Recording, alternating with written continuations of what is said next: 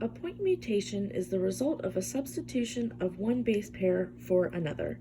There are two different types of point mutations, transition and transversion. A transition mutation is when you change a purine to another purine or a pyrimidine to another pyrimidine, an A to a G or a G to an A, or a C to a T or a T to a C. A transversion mutation is when you change a purine to a pyrimidine or a pyrimidine to a purine. I'm going to start off by showing you the original DNA sequence that the mRNA sequence will be transcribing from. This is going to be the original mRNA sequence that reads from the 5' end to the 3' end. The amino acid can be determined from each of the 3 letters in the sequence. Each of these are used to be read for amino acids and will be coded for. Mutations can occur within these codons. There are 4 effects that can occur. Those effects are missense, nonsense, silence, and read-through. This is an example of a missense mutation. A missense mutation is what happens when the sequence changes and then codes for a new amino acid. Here, the C was turned into a G, and that translated into the mRNA. And this is an example of a transversion mutation because it is a pyrimidine changing into a purine.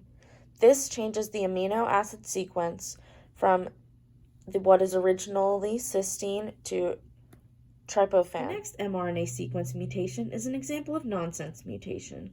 A nonsense mutation is when the amino acid is changed and then it becomes a stop codon. This example of mutation causes the G to turn into an A.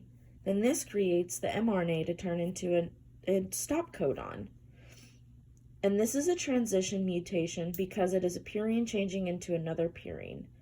This whole mutation causes the amino acid chain to stop at the second codon and does not continue on for the rest of the amino acid chain. This mRNA sequence mutation is an example of a silent mutation.